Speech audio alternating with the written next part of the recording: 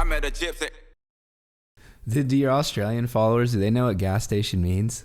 Yeah, I'd say gas station up there. Oh, what? Oh, servo, mate. You know? Oh, yeah. Well, I Where's actually, the gas station? I forgot that you know what servo means. I'm just trying to cater. Yeah. cater to me over here. Yeah, you're practically Australian. I remember at this just point. looking, hey, where's the gas station? People look at me so funny. Like, oh, you mean the servo, mate?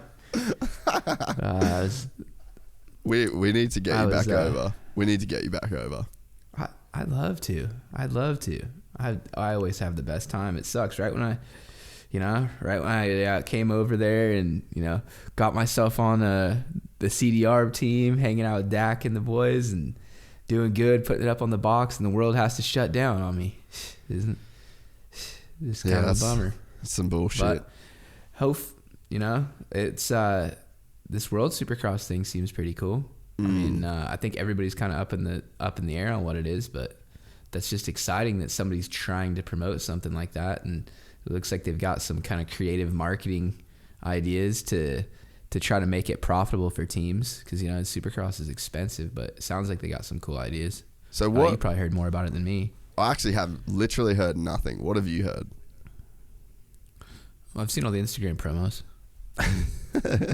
that must be true. No, I honestly haven't watched. I watched like the video that they put out.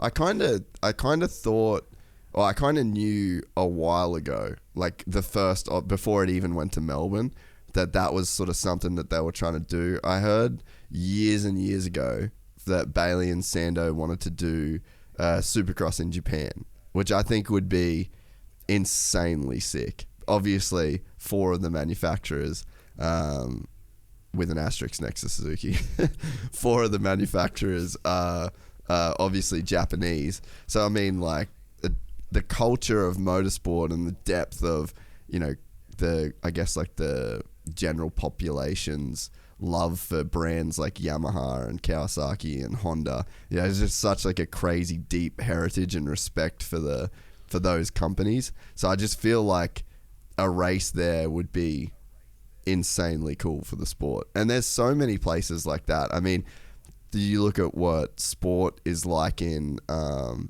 Middle East? They froth on basically like any kind of sport that they can get. Obviously, the like motorsport is huge there, just because they all can afford to drive fucking Lambos and shit. So they're all just rev heads. But yeah, there's just so many dope locations around the world that I reckon would like really get behind that. Yeah, I mean, it'd be cool too just to have, even just a secondary, a second series going on too. Like, Supercross, I feel like, is getting more and more its own sport away from motocross. And it shows, I feel like, when we go to like the the GPs or the nations, like those guys ride motocross all year, train motocross, eat, breathe, sleep motocross. The US guys, we eat, breathe, and sleep Supercross. Like, September rolls around, it's Supercross all the way to May. If you're not having the best Supercross series, maybe you spend you start back in April or something playing with outdoors. But outdoors is an afterthought to the US, So having the AMA Supercross series, and then having a World Supercross series is like an option B to racing outdoors. I think is pretty sweet. And then maybe after a while they start to get a foothold in different areas. All it's going to do is just bring more attention to Supercross around the world. I think it's going to be sweet. Maybe we'll even get some Euro guys to try it out. Yeah, it's I don't know. I like the idea. Yeah, well, I like flying around racing dirt bikes in stadiums. Yeah, I was gonna say this is a series that's literally built for you. I think the point that you made about motocross and supercross being pretty much like different sports these days. When did that fork in the road? Because it's like, for me, it's like they're the same thing for a long time. and then slowly it starts to separate. And I feel like now we're as far away from it as we've ever been. Like those two forks in the road, they're kind of starting to get pretty distant. So I guess, when do you think it really started to change like that, and what are the factors that made that change, you know? Well, I don't know. I mean, I think probably when Supercross started to get specialized, you know, like back in the like late 90s, like there wasn't like Supercross tracks everywhere. There wasn't Supercross training facilities. And then like in the last 20 years, it's just became, you know, even our bikes are so, you wouldn't even think about riding your outdoor bike on a Supercross track. It would just, you know, I used to every once in a while take out like a brand new stock bike and go ride on the Supercross track, and it was sketchy, but it was like kind of almost just like a pat on my back that I could do it and get through the whoops. It was cool, but it's so like they're so different. The way, like, to go fast on a Supercross track, your bike has to be so stiff and so specialized for that sport that when you get on an outdoor bike after riding a Supercross bike for 9 months, it feels so foreign.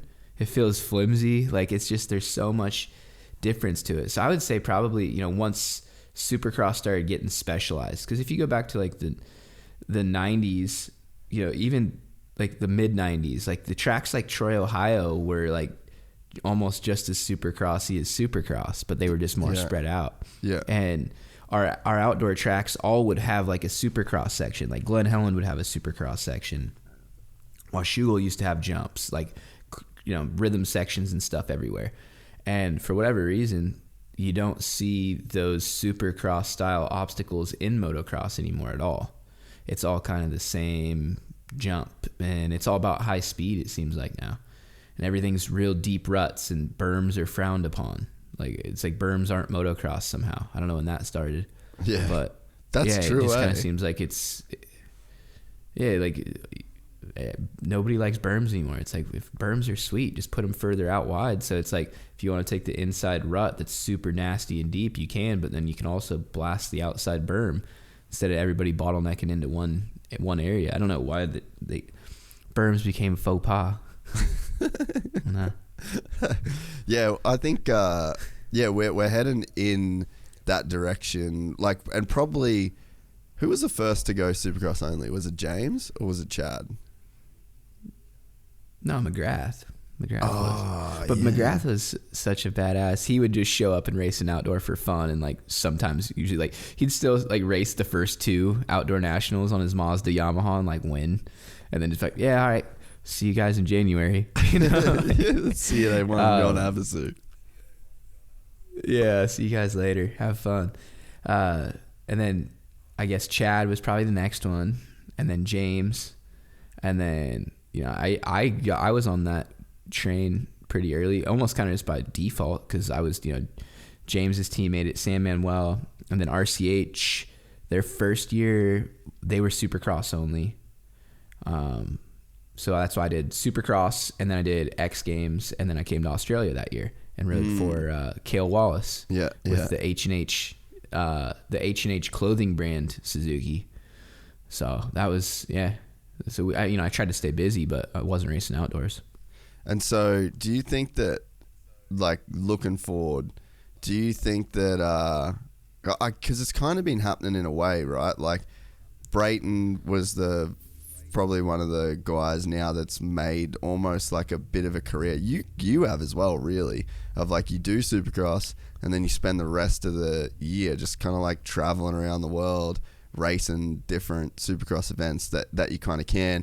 And we had it so good. Like, we'd probably be in a pretty gnarly position if COVID didn't happen, because you got like the Australian series, and then you've got the New Zealand round, which was fucking rad, and then the Marvel event, which was huge. So it's like we've kind of lost 2 years of that. I mean, we're kind of, it seems like we're just kind of heading in this unavoidable direction to where this series like really kind of makes sense. And if you think about, feel like just in moto in general, people's like knee-jerk reaction when they see something like an announcement like this World Supercross thing is like, kind of just probably won't happen. But if you look at the trend and what's been going on since like 2016 with the event in Sydney and then moving it to Melbourne, like it's kind of been on course for this to be what happens. And it seems like there's enough guys that are willing to support it. Yeah, I mean, I think, Feld is the pinnacle of Supercross series. Like, they get the best riders, they bring it in. They have this, the 25 point, per weekend point structure. Maybe it's 26 now. They have this tried and true formula. But that said, if you went to a Supercross now and you went to a Supercross like when I started in 2007 or 2008, there's not a whole lot of differences, like to the way the shows ran. I mean, if they've stuck to the exact same program, and if you're like, somebody that is traditional and likes that, it's great. I still like it. It still gives me goosebumps when I go to a Supercross and I'm racing or in the stands. It still gives me goosebumps. But when you go to these one-off Supercrosses like the AUS-X Open, Paris, Geneva, and then, who knows what the next, big thing is going to be. But they all bring their own flavor to it. And, the fans are so excited to be there because they only get it once a year that they're always, they're so loud. They're so into it. They'll have, the freestyle shows that they have at AUS-X Open and at Paris. And I mean, they're world class. It's like you get the best of X Games and Supercross in one. And then if you're just some, horny old dude, there's hot chicks dancing, throwing flames and stuff in Geneva. Yeah, Geneva gets weird. I mean, yeah, like there's just, like Paris, they have that dude flying around on a hovercraft thing. It's like a jet propelled like board he stands on. He just flies around the stadium, which I don't know how they get away with doing that with insurance purposes, but it is the coolest thing, and I hope it never goes away. Except for, I know that the guys down the line for Super Pole were not pumped because he came whipping through on opening ceremonies, and there's like Bogle and Reed and, all 10 of the Super Pole guys. I just missed top 10, so I wasn't in that crew, so I was laughing. But they come through, and that jetpack guy comes through and like whips down and gets real low and hits this dirt patch and just blows it looked like a hurricane came through and just blew all these dudes over. Goggles were flying off handlebars. Like it was pretty funny. But yeah, I think that was the only casualty there. It's pretty sweet. Dude just whips around, cruising around the stadium back and forth in like 1 second. But just those little things. Like I remember as a kid watching, like they had the robotic dinosaurs that would smash cars and stuff. Like I'd watch the Terra Firma videos when I was little, and like those European Supercrosses, they bring a whole different vibe and a whole different, it's a show where Supercross is like this tried true traditional format, and European Supercrosses, you get the head-to-head racing. Sometimes you get like the bracket racing. You get, all these different formats. They find a way to make the racing tight no matter who's there. You know what I mean? So I think that's what's cool about it. If you enjoyed this content, please like and subscribe. And to listen to the full 3-hour podcast, search Gypsy Tales in your favorite podcast platform or click the link in the description below. Gypsy Gang.